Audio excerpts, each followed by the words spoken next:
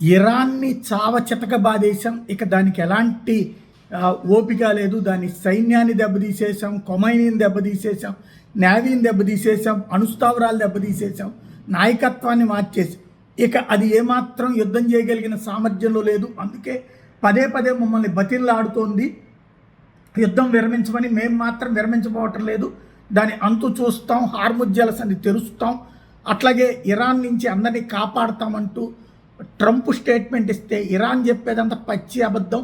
మమ్మల్ని లొంగ తీసుకునేంత శక్తి ట్రంప్కి లేదు. అమెరికా పశ్చాత్తాపడేదాకా యుద్ధం మేము కొనసాగిస్తాం. అమెరికా పశ్చాత్తాపడాల్సింది తప్పించి మాకేం ప్రాబ్లం లేదు. మా దగ్గర ఇప్పటికీ ఇంకొక 40 లక్షల మంది సైన్యంలో చేరడానికి ప్రజలు సిద్ధంగా ఉన్నారు. అంత పెద్ద ఎత్తునుంది. గ్రౌండ్లోకి దిగితే ఆ తర్వాత తిరిగి వెళ్ళగలిగినంత సీన్ ఉండదు. ఇవి ఇప్పుడు తాజాగా చెప్తున్నటువంటి ప్రకటనలు, తాజాగా చేస్తున్నటువంటి ప్రకటనలు.